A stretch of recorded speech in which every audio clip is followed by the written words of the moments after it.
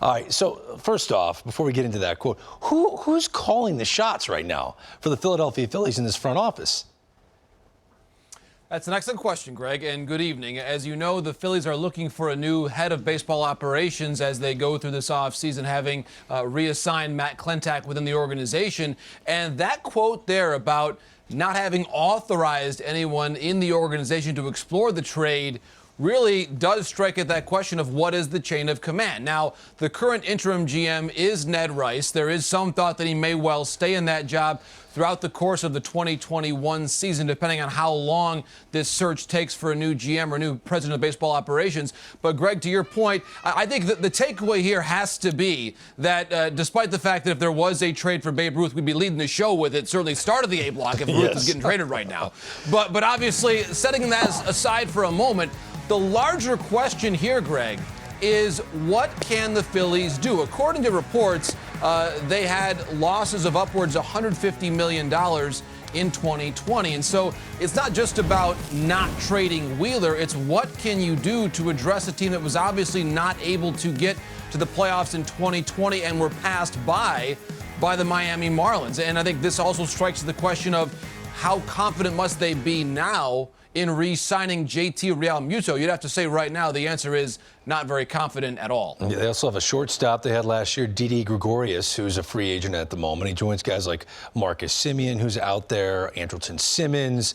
Is Francisco Lindor ever going to get traded? Where is the shortstop market right now?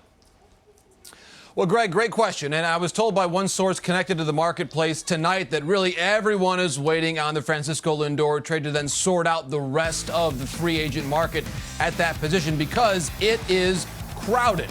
Marcus Semien, Didi Gregorius, Andrelton Simmons as well. And I think the one interesting nugget of the last several days as it relates to the Lindor possibility was the report that the Indians and Jays, if they got together, that Lourdes Gurriel Jr. is someone that Cleveland would want in that deal. That, to me, is intriguing. Yes, the Jays would want to find a way to maybe get that extension window to lock up Lindor for the long term. But even if they can't, if you include Gurriel in the deal, then you go back into the market for an outfielder. And if you end up trading for Lindor and then signing, let's say, a Michael Brantley, two players, by the way, with Cleveland ties, as have Mark Shapiro and Ross Atkins. That's a pretty formidable Jays team. And by all accounts, Greg, Toronto is a club that's prepared to spend this winter. No, you brought up the name Michael Brantley, which got me laughing last week when I heard he was plan B for Brian Cashman if they don't sign DJ LeMahieu. To me, that sounded like one of those planted reports out there because DJ's got all the leverage. He's the perfect Yankee. He's played almost perfectly as a Yankee. The Yankees need to keep him. I think it is a lock that he goes back to the Bombers. What do you think? Well, Greg, there are no locks here in the virtual winter meetings. You have to remember that. There are always surprises here at these virtual winter meetings. But I would say, to your point, my chances would be around 80% that LeMahieu becomes and remains a New York Yankee. He is simply too important to what they do. He is so versatile, as you say, coming off a batting title. He's won a batting title in both leagues. Yes, teams like the Mets are interested. Yes, teams like the Jays are interested. But you see these numbers there. So important to the Yankees this past season.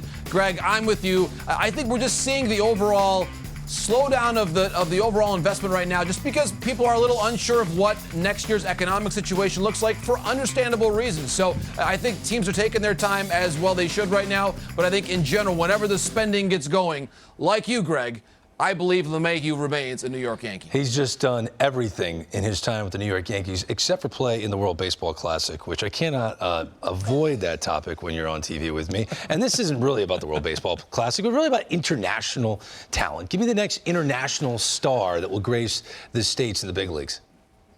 Well, Greg, hey, you said the words first. My three favorite words in the world, World Baseball Classic. You said them first, not me. And so now I can go there. I have full license now. WBC segment, here it comes. Okay. Tomoyuki Sugano was a star for Team Japan back in 2017. 6 innings against Team USA in the semifinal at Dodger Stadium. 0 earned runs. There was the footage. What an amazing night that was. A rainy night there at Dodger Stadium.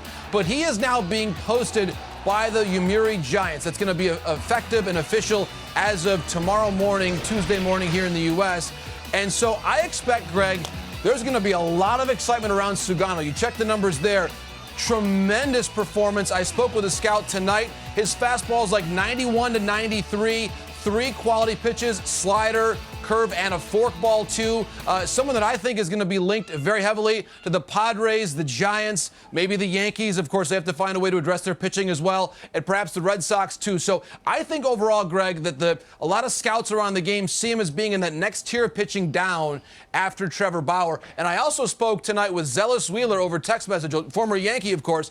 Zealous played with Sugano in Japan. He says he's also a great golfer. So beware. His teammates coming in. Sugano can really golf. And by the way, guys, finally I'll say thank you for putting up with the commotion outside the door. We may be able to hear that here in the Morosi home studio. The Morosi girls tell me it's time to go sing my wife happy birthday. Oh, okay. So it's quite a clamor so you gotta outside. Go. It's always merry and bright here at the Morosi household. I thought your daughters were upset we hadn't mentioned the World Baseball Classic yet. So I didn't, they're a lot like their dad. That too. All right, Jon Paul Morosi, you're a joy to talk to, my friend. Take care, okay?